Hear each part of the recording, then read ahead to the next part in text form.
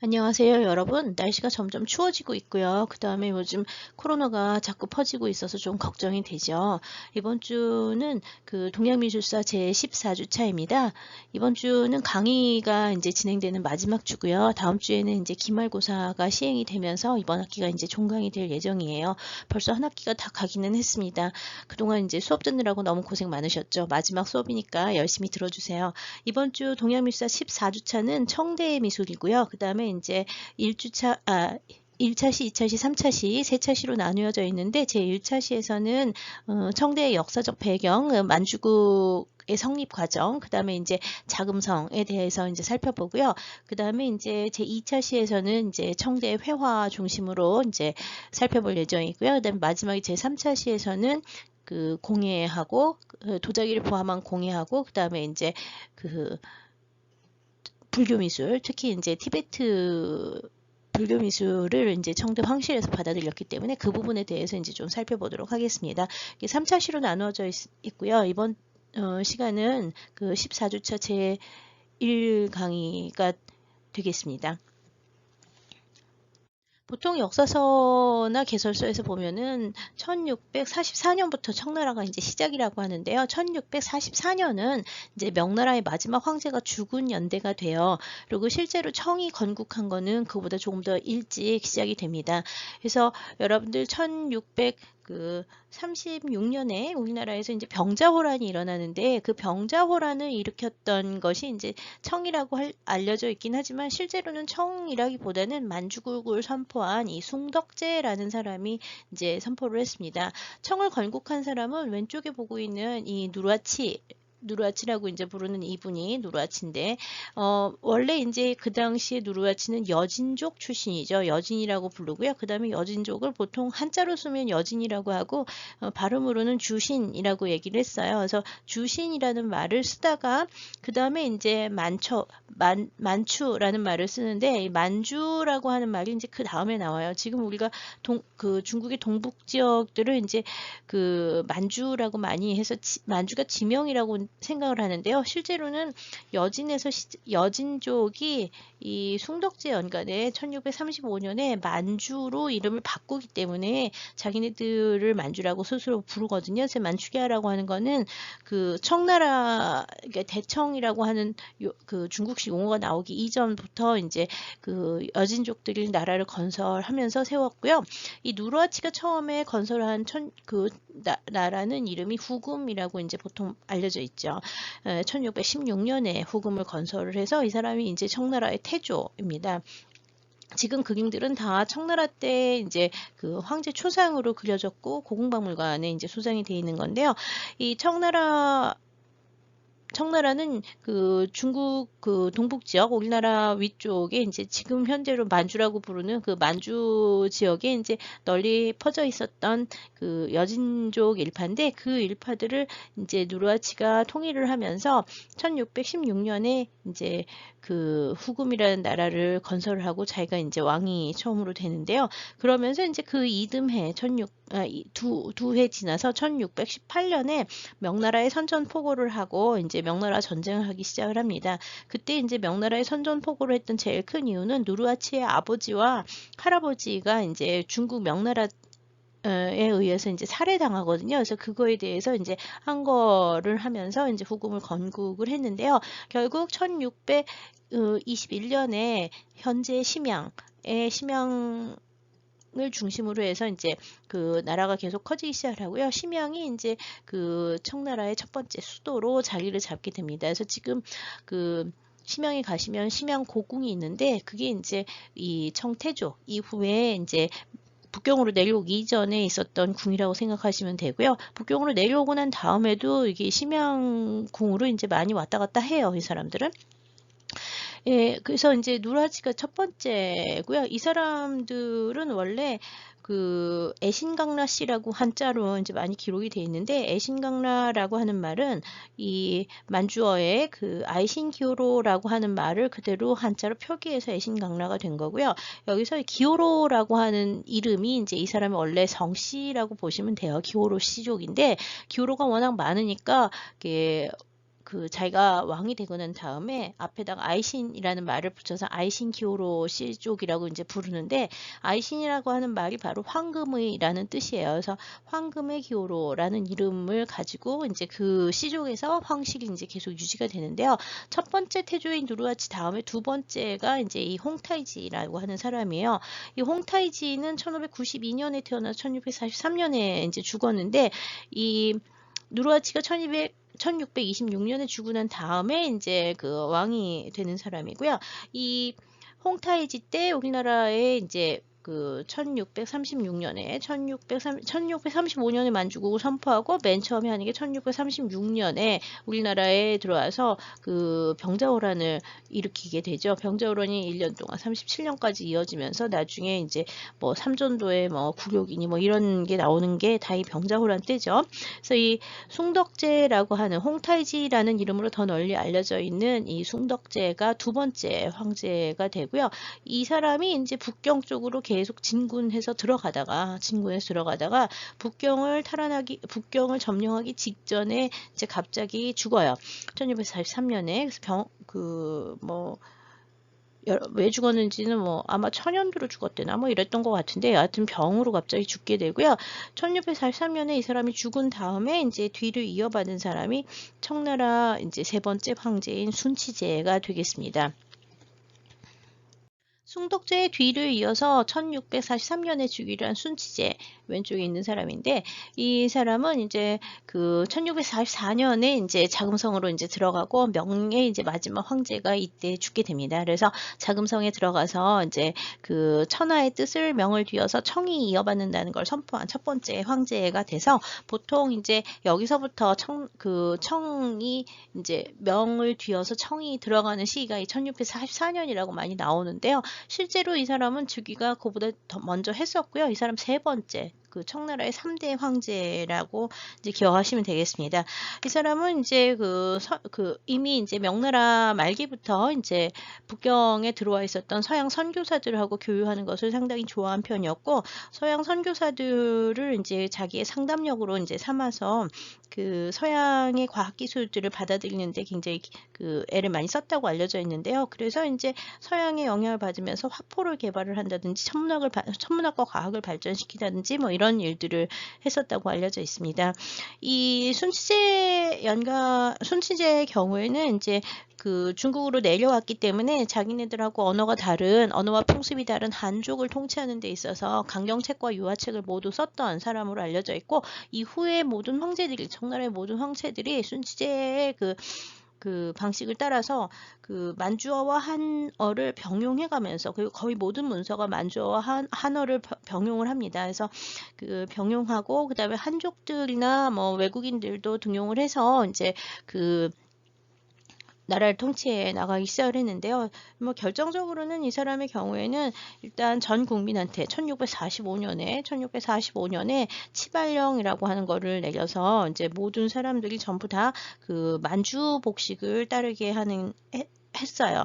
이제 그 변발령이라고 이제 얘기를 하는데, 좀 이따 보시겠지만, 이 순치제하고 교류를 했었던 중요한 사람 중에 하나가 이제 독일 출신의 예수의 선교사로 와 있었던 요한 아담 샬 본펠이라고 하는데, 아담 샬이라고 보통 아담 샬 신부라고 이제 많이 알려져 있는 사람인데요. 예수의 소속의 신부이면서 선교사로 이제 그 중국의 북경에 이제 와 있었던 사람인데, 이 사람이 이제 순치제와 교류를 했었던 중요한 그 서양 선교사 중에 하나이긴 해요. 예, 그래서 서양 선교사들하고 북경에서 이제 교류를 하면서 순치제가 처음에는 기독교에 대해서 유화적이긴 했지만, 이후에 만년에는 이제 불교 쪽으로 주로 많이 불교, 특히 중국식 불교 선종과 교류를 하는 경우가 더 많았고, 불교적인 그 행동도 좀 했었다고 알려져 있습니다. 순치제가 순치제 기간까지 이제 그 1대, 2대, 3대, 그 누르하치, 그 다음에 홍타이지, 그 다음에 이제 순치제로 넘어오는 이 3대에 걸쳐서 이제 청의 이제 기본적인 그 나라 구조 시스템 같은 것들이 갖춰지게 되고요. 사실 이제 순치제 뒤를 이은 네 번째 황제인 그 강희제, 연간부터 시작해서 강희제, 옹정제, 걸륭제, 그 4대, 5대, 6대 황제가 되는데, 이 강희제에서 걸륭제에 이르는 기간이 사실 청대에 있어서 가장 전성기였던 시대였다고 보면 되겠습니다. 지금 보시는 것은 이제 17세기, 지금 17세기 아니라 18세기 걸륭제 연간에 그려진 그림이긴 한데, 만주족의 복식을 한 무사가 이제 달려가는 말을 타고 이제 그 있는 장면을 그렸는데, 이건 나중에 이제 보실 그 낭세녕이라고 하는 사람이 18세기에 걸륭제 연간에 그린 그림이긴 해요. 여기 보시면 이제 만주족의 복식이라고 하는 게 항상 앞머리를 깎고 뒤에다가 이렇게 해가지고 변발이라고 하는 그 변발하는데, 이 모든 중국의 남자들이 다 변발을, 그 여진족 또는 만주족이라고 이제 바뀌게 되죠. 이 만주족의 변발을 갖다가 중국 내 모든 남자들이 따르라고 하는 칙령을 내리는 게 1645년 순치제 연간에 있었고요. 그걸 치발령이라고 얘기를 합니다. 그래서 이후에 이제 청나라에서는 모두 다 만주식의 변발을 하는 것이 이제 그 통상적인 복식으로 이제 바뀌게 돼서요. 한족들의 반발이 상당히 많았고요. 그러면서 이제 그 명나라 말기에 문인이라든지 이런 사람들은 변발을 싫어해서 아예 머리를 다 깎고 승려로 도피를 해서 산속에 은거하는 은거자들도 상당히 많이 나오게 됩니다. 그다음에 이제 만주족은 이 청을 건국하면서 이제 역대 황제의 실록을 황제마다 다 이제 썼는데요. 이걸 이제 청실록이라고 이제 부르는데, 이 청실록 중에서 청실록들은 대부분의 경우에 지금 보시고 있는 것은 청실록 중에서 첫 번째 황제였던 누르하치의 그 실록이에요. 그걸 이제 만주실록이라고 부르는데, 이 누르하치의 사적을 기록한 만주실록은 1635년 숭덕제 때, 이제 2대 황제인 숭덕제 때 이제 그 누르하치의 실록이 이제 기록이 되는데요. 이 청실록 중에서 만주실록과 같은 얘들, 지금 일단 만주실록을 보여드리긴 있는데, 하여튼 청실록의 얘들은 항상 보면은 3단으로 나누어 가지고 그 가장 상단에는 만주어 문자를 쓰고요. 만주어로 쓰여진 만주어를 쓴 만주어 문자를 쓰고요. 이거는 중국어, 한자로 쓰여진 중국 문자, 한자로 쓰여진 중국어가 있고요. 그 다음에 마지막 거는 몽골어를 써요. 그래서 항상 3개 국어로, 몽골어, 만주어, 중국어, 몽골어라고 하는 3개 문자로 이제 그 거의 모든 그 기록들을 3개 국어를 같이 이제 썼고요. 실제로 황제들은 대부분 다 만주어와 그 한어를 같이 썼었다고 알려져 있습니다. 그래서 자금성이나 이런 데 가봐도 항상 이 꼬불꼬불한 이상한 글씨하고요, 한자하고 같이 이렇게 그 표지판에 써 있는데, 그리고 이제 그 모든 공문서는 전부 다 이 만주 문자와 중국 문자 두 가지로 쓰고, 또는 몽골어까지 해가지고 세 가지 문자로 같이 기록하는 경우가 상당히 많습니다. 그래서 실록 자체도 이렇게 기록이 돼 있어서 모든 공문서와 기록들을 이렇게 3개 국어로 또는 2개국, 만주어와 중국어라고 하는 2개 국어를 병용해서 사용하는 게 이제 청대의 특징이라고 할 수 있고요. 이 만주 문자 같은 경우에는 생기게 되게 비슷하게 생겼지만 이게 좀 다른데, 왜냐하면 말 자체가 다르기 때문에 이 몽골 문자를 변형을 해서 만주어 문자를 창제를 한 것은 아마 16세기 후반 정도일 거라고 생각을 하는데요. 실제로 지금 사용하고 있는 건 대부분 1632년 숭덕제가 이거를 갖다가 그 개량을 해서 몽골 문자를 가져다가 만주어를 쓰는 거를 개량을 해서 현재 이제 만주 문자 로 이제 나가게 됐다고 하는데요. 지금은 만주 문자를 쓸 수 있는 사람이 별로 없죠. 청나라가 망하고 난 다음에 이제 이 만주 문자 거의 사라지게 되고요. 사실 청 말이 되면은 만주족들도 만주어를 사용한다기보다는 대부분 한어를 많이 사용하게 되기 때문에 그 자기네들의 글자를 읽는 법을 많이 잊어버렸다고 하고 있어요. 현재는 만주족이라고 자기가 주장하는 사람이 거의 없는 상태라고 보시면 되고요. 청나라의 멸망과 함께 만주족의 문자나 만주어 같은 경우에는 거의 다 이제 역사 속에서 완전히 잊혀진 언어가 이제 돼버렸다는 걸 좀 기억하실 필요가 있습니다. 여하튼 창건 초기에는 그 뭐 걸륭제 연간까지는 거의 다 그 걸륭제 연간 지나서도 한동안 계속 거의 모든 문자들은 만주 문자하고 중국어 문자 같이 병용을 했었던 게 청나라의 전통이었다고 청나라의 전통이었습니다. 청나라는 누르하치의 건국 이후로 12대까지 이제 황제가 지속이 돼서요. 1912년에 마지막 황제인 선통제 푸이가 퇴위를 하면서 이제 망하게 됩니다. 그래서 이 마지막 황제에 대해서는 여러분들 뭐 마지막 황제라는 영화도 이제 나와 있고요. 이 청대에 대해서는 최근에 들어서 개설서가 한국어로도 몇 권이 나왔어요. 특히 서울대학교 동양사학과 교수님이신 구범진 선생님이 쓴 개설서 같은 것들은 훨씬 이렇게 좀 한국어로 처음부터 쓰여진 것이라서 한국인들이 읽기가 좀 쉬운 개설서가 나와 있습니다. 그래서 청대 조선시대 하는 분들, 특히 조선시대 후기 연구하는 사람들은 이 청대에 대해서 굉장히 이렇게 관심이 많기는 합니다만, 아무래도 언어가 지금 보다시피 몽골어, 그 다음에 이제 만주어, 그 다음에 이제 한어를 다 해야 청나라의 문헌을 읽을 수 있다는 어려움이 있어서 청대사 연구가 그렇게 쉽지는 않은 분야라고 알려져 있습니다. 기본적으로 이제 청대사, 지금 보시는 게 청제국의 지도인데요. 청대 권력연간의 가장 넓은 제도, 가장 넓은 국가를 형성했다고 알려져 있는데요. 초기에 만주족이 시작한 지역은 여기서 시작을 합니다. 만주족의 첫 번째 누라지가 발흥했을 때, 후금 만들었을 때 이 정도 범위에서요.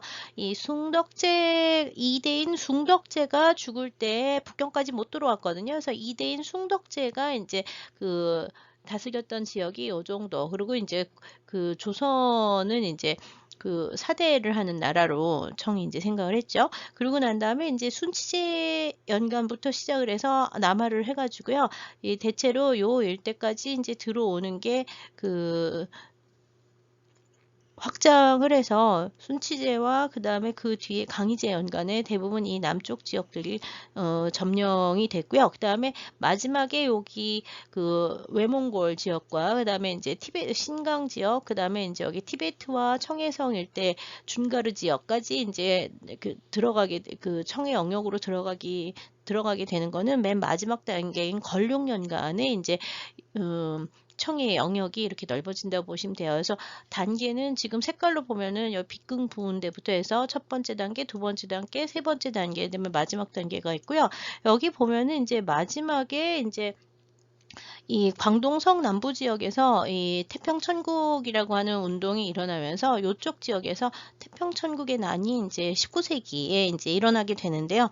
그때 이제 이 남부 지역이 이제 계속 반란을 일으키고 여러 가지 문제가 이제 생기죠. 특히 여기 이미 명나라 때 이쪽 마카오 지역이라든지 그 다음에 이제 여기 상해나 광동성 지역 여기가 복건이고요. 그 다음에 이제 이쪽에 이제 저장 일대 여기 상해에 있는 데까지 해서 서양인들이 특히 이제 영국인들이나 이런 사람들이 이쪽에 이제 들어와서 17세기에 이미 자리들을 잡고 있기 시작을 하면서 전래된 기독교 영향으로 태평천국의 난이 이제 19세기 후반에 이제 일어나게 되는데요. 그러면서 이제 청은 점점 힘을 잃고요. 결국은 내란이 계속 이어지다가 1912년에 이제 신해혁명이 일어나면서 퇴위를 하게 됩니다. 청제국의 역사는 1912년까지라 상당히 이제 근대 시기까지 이어진다는 걸 좀 기억하시면 좋겠습니다. 이 청이라고 하는 나라는 기본적으로 만주족에서 시작을 했기 때문에 이게 만주 문화의 배경과 한족의 문화가 상당히 좀 다른 부분이 있기도 하고요. 그다음에 이미 이제 국제화된 시기이기 때문에 명나라 말기부터 해가지고 원대와 명대를 이어서 계속 유럽과의 교역이 끊이지 않았고, 그다음에 이제 특히 명나라 말기에는 선교사들이 상당히 많이 왔고, 포르투갈인들이 마카오에, 그다음에 이제 홍콩에 이제 영국인들이 해서 이제 거주를 하기 시작을 하면서 이 서양인들이 상당히 많이 왕래를 했는데, 기본적으로 청나라에서는 황실로 이제 조공이나 이렇게 황실로 들어오는 사람들에 대해서는 개방적으로 많이 봤고요. 그 다음에 이제 여러 가지 이제 종교적으로는 좀 알량을 많이 베풀려고 그러긴 했지만, 또 뭐 서양인들하고 또 계속 알력을 베풀면서 사실 19세기가 되면은 영국인들에 의해서 일어나는 아편전쟁, 청과 영국에서 일어난 아편전쟁 때문에 결국 몰락하게 됩니다. 그래서 이 청제국사에서는 이렇게 서양인들과의 관계가 생각보다 상당히 중요한 편이라고 보시면 좋을 것 같아요. 네. 하여튼 지도는 이렇고, 그다음에 이제 점차적으로 여기에서 시작한 만주국이 점점 확대가 되면서 나라가 커지는 게 걸륭제 연간에 이제 가장 커진다. 그 정도 생각하시면 되겠습니다. 현재 그 중국의 영토는 사실 이 외몽고 지역을 외몽고 일대와 중가르 일대 이쪽을 제외하고는, 그다음에 이제 이쪽도 이제 러시아로 넘어가죠. 그래서 러시아하고 내몽골에 있는 요 일대를 뺏긴 거 말고는 거의 대부분 청대 영토를 현재 중국이 계승한다고 보시면 될 것 같아요. 네. 네, 지금 보시고 있는 것은 이제 청대의 이제 네 번째 황제인 강희제입니다. 이 강희제 만년의 강희제고요. 여기는 즉위 이전에 그 강희제 모습이 이제 초상화로 남아 있는 모습을 보셨고요. 초상화 상당히 많이 남아 있습니다. 강희제를 비롯해서 그 이후의 황제들은 다 엄청나게 많은 초상화가 남아 있다고 보시면 될 것 같아요. 네, 지금 보시고 있는 건 앞에 보셨던 강희제의 또 다른 초상화인데요. 강희제는 1654년에 태어나서 1661년에 이제 즉위를 합니다. 순치제의 세 번째 아들로 알려져 있고요. 청대 황제 중에서는 첫 번째로 그 자금성에서 태어났던 그 사람이 그 황제가 된 예입니다. 이 사람의 원래 이름, 만주어의 이름은 아이신교로 효완에이고요. 그 다음에 한자어로 즉위 전의 이름은 현엽이라고 알려져 있어요. 자금성에서 출생을 해가지고 이제 1661년에 즉위를 해서요. 약 60여 년간 그 청나라를 지배를 했는데요. 가장 그 통치 시기가 긴 황제 중에 하나로 알려져 있습니다.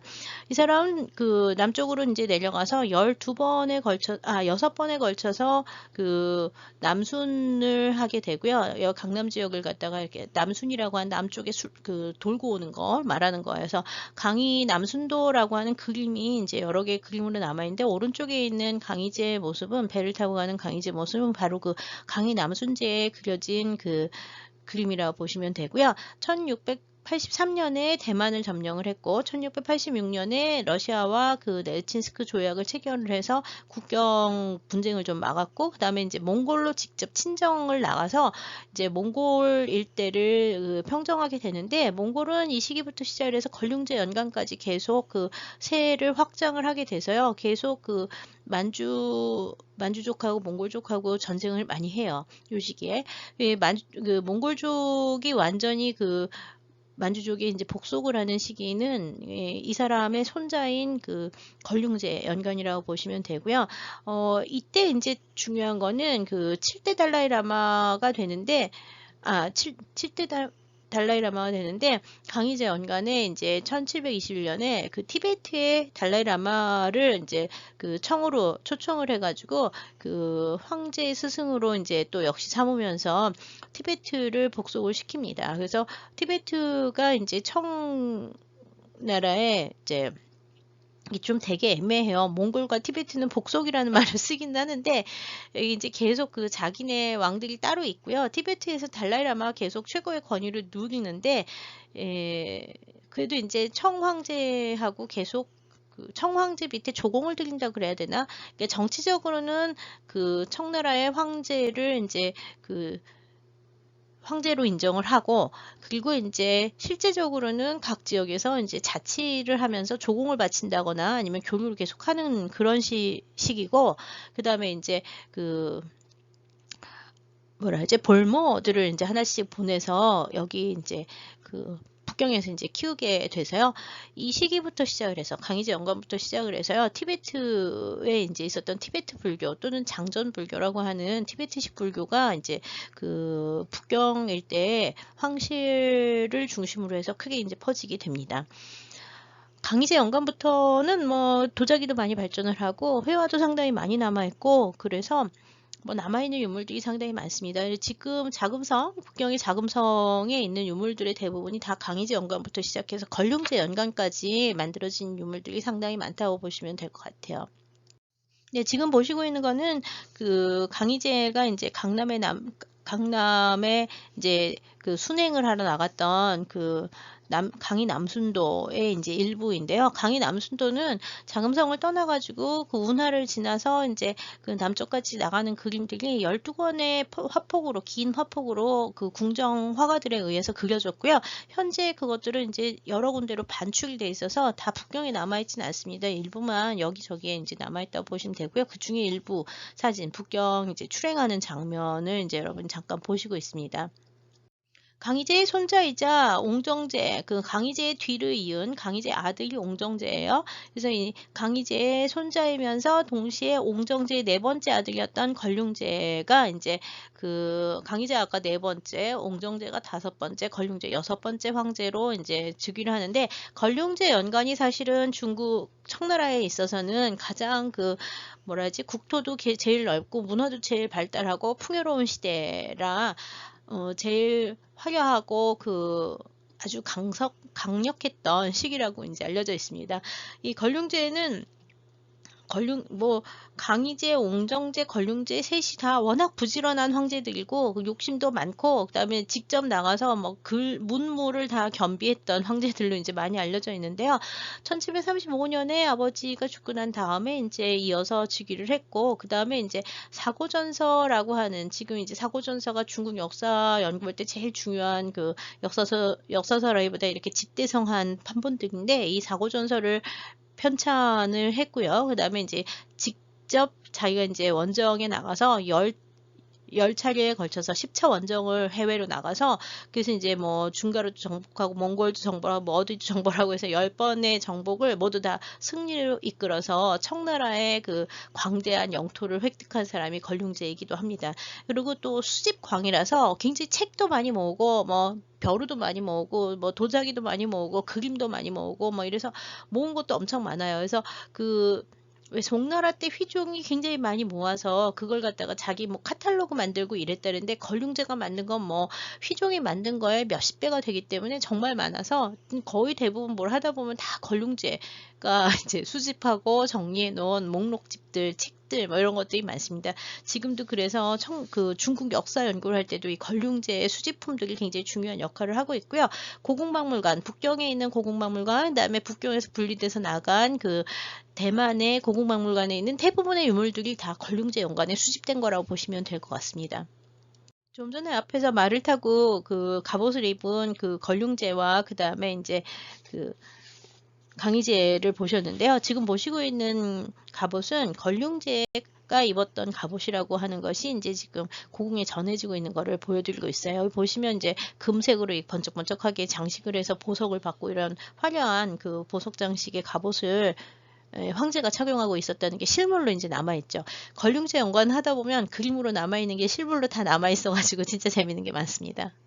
그다음에 이 시기에는 서양 사절들이 계속 와서, 특히 걸륭제는 이게 서양의 문물을 상당히 좋아한 편이었기 때문에 이게 이제 서양인들이 와가지고선 이런 기록들을 했던 것들이 이제 뭐 수채화나 아니면 판본 같은 것들로 많이 남아 있는데, 이쪽에 있는 사람이 걸륭제라고 알려져 있고요. 이쪽에 있는 사람들이 이제 서양에서 온 사람들이 되고 있어요. 그래서 복식이 보면은 이렇게 그 몽골족의 특유한 모자에다가 그다음에 이제 긴 변발을 하고 있는 이런 형태의 중국 관리들, 청나라 관료들의 모습이 보이고 있고요. 그다음에 이제 서양인들, 이건 이제 서양 쪽에서 그려진 그림이니까 서양인들을 표현해 놓은 것들을 볼 수가 있어서, 이게 중국 그 당시 이제 중국이라고 하는 걸 바라보던 서양인들의 시각들을 이해할 수 있는 자료도 상당히 많이 있습니다.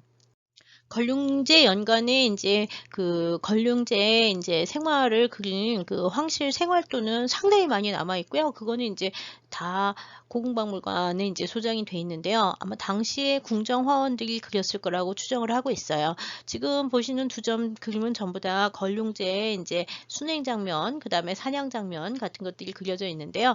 여기 보시다시피 뒤쪽에 나오는 이 산수화적인 기법들은 굉장히 동양적, 그러니까 중국의 전통적인 산수화풍으로 그려지는 데 비해서 복장이나 뭐 파워가 설치된다든지 뭐 이런 것들은 그 만주 쪽의 특색이 보이고 있고요. 그 다음에 이제 일부 그림들에서는 이렇게 그 서양화적 기법들도 많이 보이는데, 그 서양화적 음용법이라든지 기법이 많이 보이는 가장 큰 이유 중에 하나는 걸륭제 연간인 1715년 이후에 그 이탈리아의 선교사였던 주세페 카스틸리오네라고 하는 사람이 이제 북경으로 들어와서요. 걸륭제 아래에서 그 궁정 화가로 활동을 하게 됩니다. 약 약 50년 정도 이제 그 권룡제 치하에서 그 궁정 화가를 지내게 되는데, 이 주세페 카스틸리오네의 영향을 받으면서 서양화 기법이 궁정 화풍에, 청대 궁정 화풍에 굉장히 영향을 많이 미치는데요. 이 사람의 작품에 대해서는 나중에 이제 다음 시간에 2차 시에서 좀 더 자세히 살펴볼 거고요. 뭐 몽골 그 원나라 때 그림에서도 보면 이렇게 연회를 베푸는 장면이라든지 아니면은 이제 그 사냥하는 장면 뭐 이런 것들이 그려졌던 것들과 마찬가지로 이렇게 황실의 생활도가 다양한 방식으로 많이 그려져 있고요. 권룡제 연관의 생활도나 초상 같은 경우에는 이게 다양한 그 사람의 활동 중에서 이제 여러 가지 그 다른 장면들이 좀 많이 남아 있어서 흥미롭습니다. 특히 지금 보시고 있는 그림은 왜 명나라 때 이런 그림 많았잖아요. 이렇게 왜그 기물, 옛날 고기물들, 그 고동기라든지 뭐 아니면 옛날 그림, 여기 보면 이제 그림 펼쳐놓고 그림을 보여주고 있는데, 이 그림에서 주인공인 이 사람이 이제 그 권룡제인데요. 권룡제가 이렇게 중국식 옷을 입고, 그 다음에 이제 중국의 문인들이 하는 것처럼 그림과 청동기를 그 하면서 자기가 문인으로 이제 위상이 있다는 걸 보여주는 초상화를 남기기도 했고요. 오른쪽에 있는 것처럼 세시풍속도와 같이 이렇게 궁정의 이제 열두 풍경들 같은 것들을 갖다가 뭐 봄, 여름, 가을, 겨울로 이렇게 나눠가지고 그림을 그 자금성의 생활을 갖다 그린 생활도들도 이제 남아 있는데요. 여기 보시면 이제 그 코끼리를 타고 들어오는 사람들이 자금성에 이제 그러니까 조공을 바치러 오는 사람들 같은 게 그려져 있고요. 그 다음에 이제 여기 그 만주군의 이제 그 팔기 모습들 같은 경우에 이렇게 배경으로 이제 나오면서 그 자금성을 배경으로 한 생활도 같은 것들도 상당히 많이 남아 있습니다. 이 권룡제의 다양한 초상화들 중에서 가장 독특한 것은 이게 티베트 불교의 영향을 받은 그 불교식 초상화가 남아 있다는 건데요. 지금 보시는 두 점의 초상화는 둘 다 권룡제의 초상화고, 가운데 앉아있는 요 사람이 티베트의 라마처럼 표현이 되어 있는데, 문수보살의 티베트에서 이제 그 중요한 두상 중에 하나가 문수보살이라는 분이 있는데, 이 문수보살의 화신으로서 이 권룡제가 존재한다고 그 믿어지는 글들도 남겨놓고, 그 다음에 문수보살의 복장을 하고 나오는 권룡제의 초상화를 그린 예들이 나오는데요. 왼쪽에 있는 거는 이제 지금 미국에 전하고 있는 거고요. 오른쪽에 있는 것은 그 본영사라고 하는 황실 그 사찰이 있는데 본영사에 전하고 있는 겁니다. 그래서 여기 티베트어 문자로 이제 문수보살의 화신인 권룡제를 표현했다고 하는 기록 같은 것들 남아 있는데, 이게 문수보살의 화신으로 표현을 하는 이런 그 황제의 초상화는 권룡제 연관과 그 이전인 옹정제 연관이 좀 그려졌던 것 같고, 권룡제가 그 문수보살로 표현된 거는 현재 한 7, 8점 정도 티베트에도 그려져 있고 이러는데요. 이거는 좀 정치적인 목적을 가지고, 특히 티베트와 그다음에 몽골을 갖다 복속시키기 위한 정치적인 목적으로 그려졌을 거라고 해석을 하고 있습니다. 네, 지금 보시고 있는 것도 앞에서 보신 그 메트로폴리탄 미술관 소장의 그 문수보살로 표현이 된 권룡제의 초상화의 세부를 보시고 있는데, 초상화를 보시면은요, 권룡제는 얼굴이 딱 이렇게 생겨서 아, 저거 권룡제구나라고 하는 굉장히 사실적인 초상화로 그려져 있어서 금방 알 수 있는 것이 이제 특징이고요. 지금 보다시피 뭐 오구족이라고 하는 그 티베트의 기물들, 그 다음에 이제 주변에 보면은 뭐 달라라마가 아니라 그 여러 라마들, 그 티베트의 고승들이 이제 둘러싸고, 문수보살의 화연을 둘러싸고 있는 여러 고승들을 갖다 티베트의 고승들을 여기다 이렇게 표현을 하고 있다든지 뭐 이런 도상들이 그 잘 표현이 돼 있어서 티베트의 탕카를 변형해서 초상화로 표현을 한 예를 확인할 수가 있습니다. 그래서 이 시기에 티베트 지배가 굉장히 이렇게 불교적인 영향과 함께 그 중요하게 여겨졌다는 걸 알 수가 있고요. 이 권룡제 연간에는 자금성 내에 10개의 그 티베트 불교 사원을 만들어서 불당을 만들어서 티베트 그 불당들이 지금도 남아있긴 합니다. 그래서 이 권룡제 연간에 티베트 불교가 이렇게 황실, 특히 자금성 안에도 불당이 지어질 만큼 아주 이렇게 깊게 숭앙이 돼 있었다는 게 특징이라고 할 수 있죠. 그 다음에 이제 권룡제 연관부터 해서, 물론 이제 그 이전에 옹정제부터 시작을 해서 많이 그려지긴 하는데, 황후들의 초상들도 상당히 사실적으로 많이 남아 있습니다. 그래서 지금 보시고 있는 게 권룡제의 후비고요. 그 다음에 후궁들의 모습들이 이제 표현이 된 그 그림들이 황실 궁정 회화로 남아 있습니다. 굉장히 이게 뭐라지, 복식의 자수가 섬세하고 그 다음에 문양이 아주 화려한 것이 특징인데, 여기 보시는 이런 머리에 그 황후들이 쓴 이 머리의 장식이라든지 뭐 이런 것들은 현재 지금도 아직도 그 자금성 박물관에 남아 있어서요. 그 초상화에 나오는 것들이 이제 어디에 쓰였던 건지 대부분 이제 실제 유물들이 남아 있어서요. 청대 문화, 황실 문화를 연구를 하는데 아주 중요한 자료들이 되고 있습니다. 네. 이 자금성의 전경을 이제 보시고 있는데 북경 한가운데 있는 이 자금성은 보통 고궁이라고 많이 알려져 있죠. 왜냐하면 지금은 이제 황실이 없어졌으니까.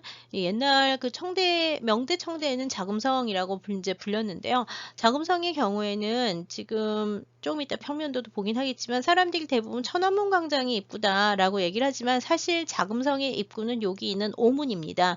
오문이 중심이 되고요. 이 디귿자로 생긴 오문이 이제 중심이 되면서 이쪽 양쪽으로 아주 거대한 성벽이 이렇게 있고요. 성벽 주변으로 또 해자가 둘러싸여 있는데 해자는 6m 깊이로 이제 파여져 있고요. 벽은 이 벽 두께가 7.9m라고 알려져 있어요. 높이 말고 두께가. 그래서 이 엄청나게 두꺼운 벽과 엄청나게 두꺼운 해자로 둘러싸여 있는 그 황궁이 자금성인데요. 자금성은 1406년에서 1420년까지 명나라 초기에 이제 그 건설이 됐고요. 현재 이 안에는 980여 개의 건물이 있다고 알려져 있는데요. 남북길이가 961m, 그 다음에 남북은 당연히 이게 남북입니다. 남북 961m, 그 다음에 좌우로 동서가 753m 해서 전체가 규모가 어마어마하게 크죠. 이 고궁박물관에 지금 들어가시려면 뭐 입장권을 미리 끊고 이제 들어가셔야 되는데 들어가서 보통 한국 관광객들이 단체로 가게 되면 오문부터 시작을 해서 달리기 해서 이제 여기가 앞에가 오문, 남쪽 문이 오문이고요. 맨 뒤에 있는 게 현무문 또는 신무문이라고 얘기를 해요. 명나라 때 이름은 현무문이었는데 현무, 북쪽에 사는 그 현무를 사신 중에서 현무를 상징하기 때문에 현무문이라고 했는데 청나라 때 이거를 이제 이름을 고쳐서 신무문이라고 지금은 얘기를 합니다. 그래서 이 오문으로 들어가서 신무문으로 나오면 이제 끝이 되는데 이 종축을 따라서 요 가운데 있는 건물 요 가운데 있는 이 건물이 이제 중심이 돼서요. 요게 이 태화전하고 여기 오문 지나서 여기 이제 그 여기 잘 보이진 않는데 여기 태화전이 중심에 있어요. 태화전이 여하튼 태화전이 중심이 되고요. 태화전을 중심으로 해서 여기까지는 외부인들이 들어올 수 있는 공간이 되고요. 나머지 이쪽 뒤는 후궁들이 살고 있기 때문에 이쪽으로는 일반인들이 들어가지 못하는 데라고 보시면 돼요. 그리고 여기가 이제 그 사고전서를 보관했던 왕실의 서고, 우리나라로 치면 규장각 같은 게 중국에서는 문현각이라고 부르는데 문현각이 이 오른쪽에 있고요. 그 다음에 이제 보통 그 관광 가시는 분들은 여기 가본 적이 있는 사람들은 천안문을 지나서 이 광장을 지나서 오문에서 펴서가지고 오문 지나서 이렇게 해서 신무문으로 나오면 하루가 끝나요. 반나절이나 하루가 이제 끝나는데 실제로 이제 뭐 연구를 하는 사람들은 어디를 봐야 되냐면 요 양쪽 옆에 이 건물들이 전부 다 박물관이고요. 특히 요쪽 부분에 여기로 들어가서 요쪽 부분에 이제 그 요쪽 부분하고 요쪽 부분에 여기 있는 요 건물이 이제 그 황극전이라고 얘기를 하는데 이 황극전을 중심으로 해서 요 일대가 후원하고 같이 있으면서 여기가 지금 다 박물관이에요. 그래서 이 박물관 개방된 것 중에 이제 그 황실의 비보가 있는 거는 여기 좀 많이 있고요. 그 다음에 이제 들어가서 요 왼쪽에 있는 건물, 이 왼쪽에 있는 요 건물에서 회화 특별전 같은 거 많이 하고 도자기 특별전은 이쪽에서 많이 하고요. 그 다음에 여기에 지금 잘 보이진 않지만 요 일대에는 또 그 티베트 불교 사원 이런 것들이 있는데 여기 이게 이제 우화각이라고 하는 걸륭전 때 1749년에 이제 건립된 우화각이 여기 있는데 우화각은 아직도 제가 알기로는 저도 한 번도 여기는 못 들어가 봤거든요. 여기는 있다는 것만 알고 안으로 들어갈 수는 없어요. 일반인들한테 공개되지 않은 곳이 많아서 이제 그렇게 돼 있습니다. 최근에는 이 오문 양쪽 옆으로 들어가면서 여기서 이제 특별전을 많이 해요. 그래서 그 중요한 전시들은 요 오문 요 막로 위에서 하는 전시들이 최근에 특별전으로 이제 많이 하는데 저는 작년에 코로나가 막 퍼지고 있는 와중에 여기 전시를 보고 왔어요. 그래서 올라가서 이제 보고 오긴 했는데, 여하튼 특별전이 여러 개를 여러 곳에서 하고 있기 때문에 전시 보러들도 많이 갑니다. 여기 말고 이제 또 하나 들어갈 수 있는 거는 이쪽에 동문으로 이제 들어갈 수 있다고도 얘기를 하는데요. 동문으로는 허가받은 사람들만 들어가야 되고요. 모든 관광객은 전부 다 오문을 통과해서 들어가고요. 옛날에도 이 오문을 통해서만 들어갈 수 있었다고 얘기를 합니다. 이 자금성의 경우에는 그 1925년에 이제 그 아까 푸이가 물러난 게 그 마지막 황제가 물러난 게 몇 년이라고 그랬죠? 1912년인가? 그렇다 했잖아요. 그래서 그때부터 1912년에 물러나고 그다음에 1925년에 이 그때까지 푸이가 여기 살았는데 그러고서 이제 여기서 푸이 쫓겨나고 그다음에 이제 1925년에 여기서 이게 이제 뭘로 바뀌냐면 박물관으로 이제 처음 바뀌는데요. 여기 있던 유물들을 나중에 이제 그 중국 공산당하고 그다음에 이제 대만 장개석 정부하고 이제 싸우면서 장개석 정부가 전부 다 갖고 내려가서 유물들이 이제 귀중한 소장품 상당수는 전부 다 대만으로 옮겨지고, 예, 이제 그래도 뭐 너무 크기 때문에 남은 유물도 상당히 많습니다. 그래서 지금 북경의 고궁박물원하고요. 그다음에 대만에 있는 고궁박물원에 있는 유물은 원래는 하나였는데 이제 그 현대사 와중에 이제 나라가 나눠지면서 사상에 의해서 나눠지면서 이제 유물도 반이라고 하긴 좀 어렵지만 하여튼 나눠졌다고 보시면 될 것 같습니다. 여기는 이제 청나라에서는 아까도 얘기했던 순치제 때 1944년에 이 순치제가 처음으로 이제 즉위를 하면서 1912년에 그 푸이 마지막 황제인 12대 황제 푸이가 퇴위를 할 때까지 그 상당히 오랜 기간 동안 그 청나라의 그 궁으로 이제 쓰였고요. 창건 자체는 명나라 때 해서 명대 황제들도 여기서 살았고 그 다음에 이제 그 뒤를 이어서 청대 황제들도 뒤를 이어서 살았는데요. 여러 차례 불이 나면서 현재 있는 것들은 대부분 청나라 후기에 재건된 것들이 상당히 많습니다. 건물들은. 네, 아까 오문부터 시작을 한다 그랬잖아요. 예, 그래서 오문이 이렇게 디귿자로 생겼는데 여기 오른쪽에 있는 것이 이제 오문이고요. 여기 이제 통과해서 들어가 이제 자금성이 되는 거고요. 천안문은 이거보다 더 바깥쪽에 오문이 여기죠. 오문이 여기고 천안문은 여기서 이제 더 바깥쪽으로 이제 나가서 길가에 있는 게 천안문이에요. 천안문 광장이 있고 이제 그런데 보통 이제 황궁의 시작은 오문부터 이제 시작을 한다. 여기가 오문이다. 그 다음에 이제 오문에서 들어가서 이제 그 태극문을 지나서 여기가 이제 태극전이 되고요. 태극전 뒤에 이제 뭐 몇 개 건물들이 더 있는데 오늘은 태극전 하나, 그 다음에 이쪽에 있는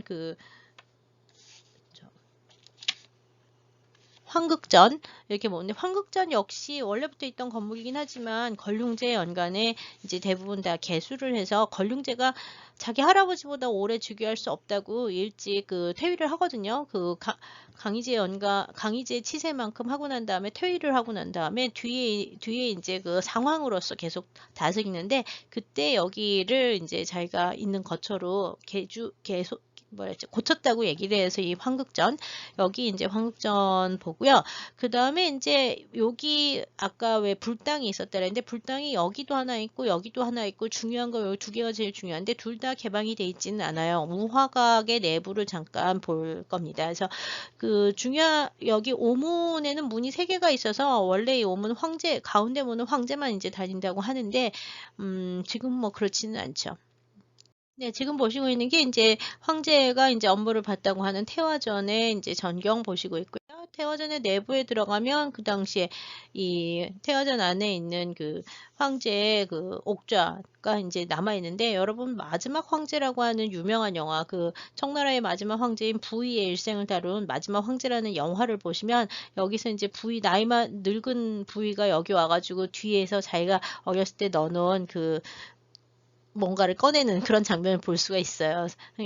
여하튼 마지막 황제라고 하는 유명한 영화 하나 있죠. 그 장면에 나오는 자기가 바로 여기 황제가 앉아 있었던 옥좌입니다. 마지막 황제 부위라고 하는 사람은 8살이 아니라 3살 때 이제 황제가 됩니다. 1906년에 태어나서 1908년 3살의 어린아이로 마지막 황제인 12번째 황제가 됐다가 1912년에 혁명으로 강제 또 퇴위가 돼가지고 남아있는 저기가 별로 아주 어렸을 때 저기가 되고요. 나중에는 인제 일본군이 침략을 하면서 그 만주국의 황제를 하다가 67 년에 인제 죽게 되는데요.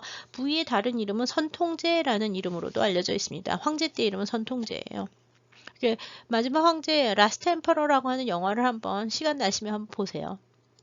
네, 뭐 고궁은 그 자금성 고궁은 이제 가시면 뭐 전체가 다 박물관이라고 보시면 되고요. 내부에는 지금은 다 들어갈 수가 없게 돼 있습니다. 그다음에 이제 여기 그 기와들 이런 것도 유리기와라고 얘기를 하는 그 유약을 입힌 기와들로 이제 장식을 하고 있고 여기 보면은 그 황극전이라고 한쪽에는 한자로 한쪽에는 만주어로 이렇게 써놓고 있습니다. 그래서 그 뭐지? 편액 같은 경우도 이렇게 한자랑 만주어를 같이 써놓은 것들이 많이 보이고 있고요.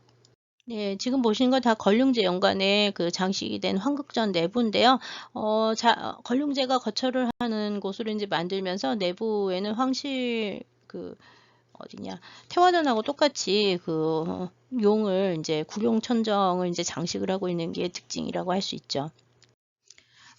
지금 아까 일반 사람들 못 들어간다고 하는 이 우화국 건물은 이렇게 생겼고요. 멀리서 보면 우화각은 건물이 보이기는 해요. 여기 이렇게 여러 가지 동물이 이제 돼 있고 보병 이렇게 돼 있는 이 꼭대기 보병하는 것들이 대부분 불교와 관련된 게 많은데 4층 누각이라고 알려져 있고요. 누각 중에서 이제 아래층에는 불상과 이제 보살상, 그다음에 이제 그 경장 같은 것들이 있고요.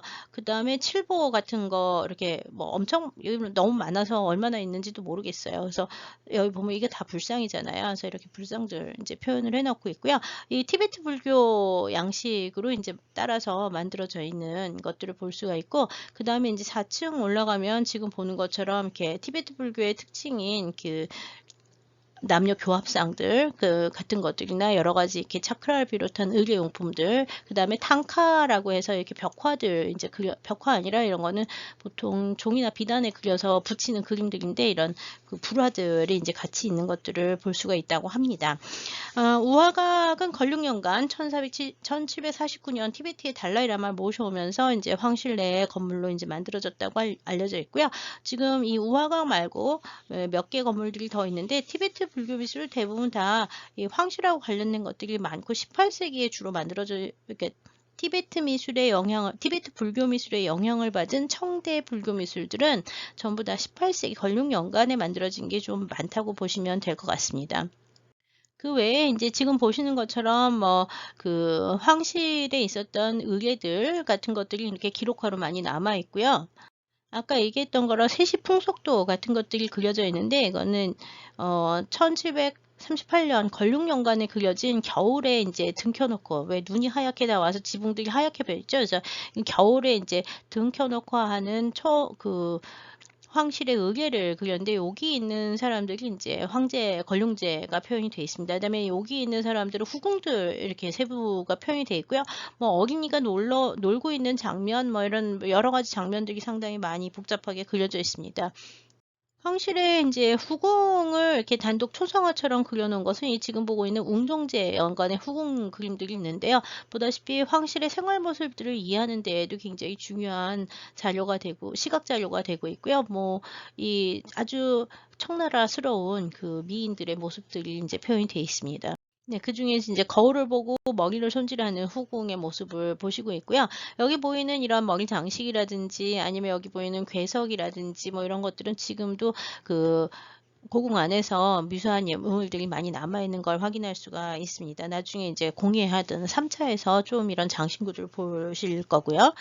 고궁 내에는 지금도 옛날 모습처럼 지금 이렇게 보이는 이 고궁 내부에 이런 방들이 있거든요. 저도 정확하게 어딘지 모르겠지만 이렇게 전각 내에 이렇게 옛날 모습들이 그대로 설치가 되어 있는 그 방들이 상당히 많아서 그런 황실의 생활 모습들을 보거나 연구를 할 때도 자금성 전체가 다 중요한 자료가 되고 있다는 것을 아시면서 이제 나중에 자금성 가시게 되면, 지금 못 가지만 자금성을 가시게 되면 하여튼 좀 하루 종일 시간을 갖고 보는 것도 상당히 중요해요. 근데 자금성에 가면 하루 종일 있으면 제일 힘든 게 밥 먹을 데가 많이 없어요. 사람은 너무 많고 밥 먹을 데가 워낙 적어서 차라리 이렇게 도시락을 좀 싸갖고 들어가서 보는 경우가 더 난데요. 저도 한번 들어가면, 자주 들어가진 않지만 한 번 가면 하루 종일 보거나 이틀을 이제 보통 연달아 봐도 대부분 전시를 다 못 보고 올 만큼 큽니다. 그래서 대여섯 번 가도 고궁의 내부를 다 알 수 있는 사람은 없을 만큼 고궁의 유물은 엄청나게 복잡하고 많고, 그다음에 특별전이 계속 이어지면서 중요한 그 전시들도 상당히 많이 하고 있는 중요한 곳이죠. 지금도 중국 문화를 연구를 할 때는 자금성을 빼놓고는 얘기를 할 수 없을 만큼 방대한 유적이면서 동시에 많은 정말 수많은 유물을 갖고 있는 곳이 자금성이라고 할 수 있습니다. 뭐 그림이나 도자기 이런 것뿐만 아니라 지금 보다시피 뭐 다양한 건축이라든지 장식이라든지 이런 것들이 남아 있는 곳이 역시 자금성이기도 합니다. 그래서 여러 장식들이 되게 많이 남아 있는 게, 보석을 이용한 장식들이 많이 남아 있는 게 특징이고요. 걸륭제부터 시작을 해가지고 그 서양 문화를 굉장히 많이 받아들였기 때문에 서양의 뭐 자명종이라든지 시계라든지 이런 것들도 이 시기부터는 상당히 거의 동시대적으로 이제 그 청나라 궁정에 많이 수입을 했었던 거로 보이고요. 아주 사치스럽고 호화로운 그 가구나 장식 같은 것들을 황실에서 많이 볼 수가 있습니다.